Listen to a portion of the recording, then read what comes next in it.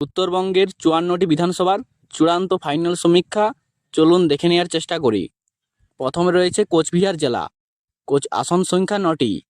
মেখলিগঞ্জ বিধানসভা দেখতে পাচ্ছেন তৃণমূলের দখলে যাচ্ছে। নাটাবাড়ি বিধানসভা জয়ী হতে পারে বিজেপি, পাশে লেখা রয়েছে। মাথাভাঙা বিধানসভা দেখতে পাচ্ছেন তৃণমূলের দখলে যেতে চলেছে। সিতাই বিধানসভা তৃণমূলের দখলে যেতে চলেছে। কোচবিহার উত্তর বিজেপি, কোচবিহার দক্ষিণ বিধানসভা তৃণমূলের দখলে যাবে। তারপর দিনহাটা বিধানসভা তৃণমূল পাবে শীতলকুচি, সম্ভাব্য জয়ী বিজেপি। তুফানগঞ্জ যেতে পারে বিজেপির দখলে, অর্থাৎ কোচবিহার জেলার আসন সংখ্যা ৯টির মধ্যে বিজেপি ৪, তৃণমূল ৫। তারপর আলিপুরদুয়ার জেলা, আসন সংখ্যা ৫, কুমারগ্রাম বিজেপি পাবে। আলিপুরদুয়ার বিজেপির দখলে যেতে চলেছে। ফালাকাটা বিজেপি পাশে দেখতে পাচ্ছেন। কালচিনি বিজেপি, অর্থাৎ এই ৫টি বিধানসভার মধ্যে পাঁচটিই বিজেপির দখলে যাবে। তৃণমূল এখানে খাতা খুলতে পারবে না। তারপর জলপাইগুড়ি জেলা, আসন সংখ্যা ৭, Dabgram Phulbari BJP, Maynaguri BJP, Rajganj Trinamool, Nagrakata BJP, Dhupguri BJP এবং তৃণমূল, অর্থাৎ এবং জলপাইগুড়ি বিজেপি, অর্থাৎ জলপাইগুড়ি জেলার তৃণমূল ২টি, বিজেপি ৫টি। তারপর দক্ষিণ দিনাজপুর জেলা, আসন সংখ্যা ৬টি। তপন বিজেপি, বালুরঘাট বিজেপি, হরিরামপুর বিধানসভা তৃণমূলের দখলে যাবে। গঙ্গারামপুর বিজেপির দখলে যাবে। কুশমন্ডি তৃণমূল, কুমারগঞ্জ বিধানসভা তৃণমূলের দখলে যাচ্ছে।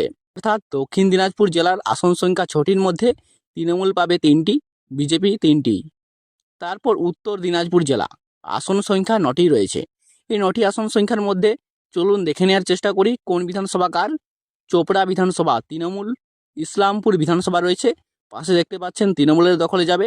গোয়ালপুকুর তৃণমূলের দখলে যাবে।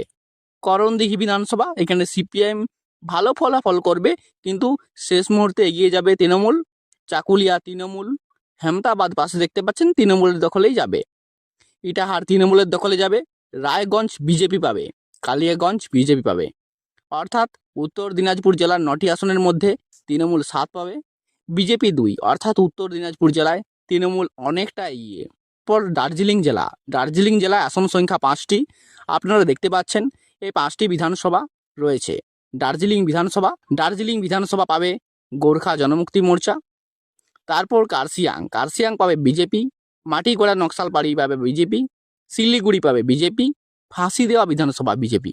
অর্থাৎ দার্জিলিং জেলায় যে আসন সংখ্যা ৫টি রয়েছে তার মধ্যে 4টি পাবে বিজেপি, অন্যান্যরা 1টি। তারপর কালিম্পং জেলা, আসন সংখ্যা 1টি রয়েছে, 1টি বিজেপির দখলে যাবে।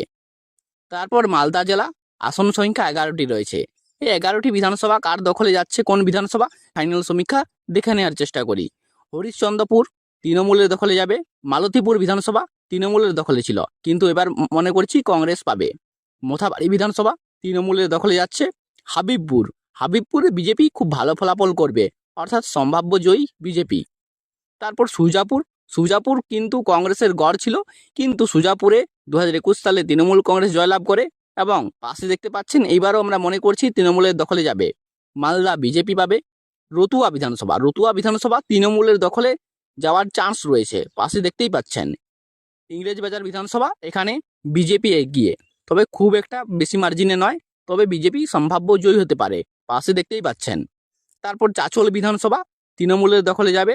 গাজল বিধানসভা কিন্তু বিজেপির দখলে ছিল এবং বিজেপি পাবে।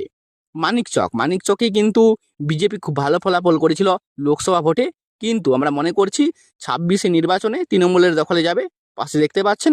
বৈষ্ণবনগর, এখানে বিজেপি এবং তৃণমূলের হাড্ডাহাড্ডি ফাইট হবে, তবে তৃণমূল কিছুটা হলেও এগিয়ে। মালদা জেলার আসন সংখ্যা 12টি রয়েছে, তার মধ্যে তৃণমূল 7, বিজেপি 4, কংগ্রেস 1।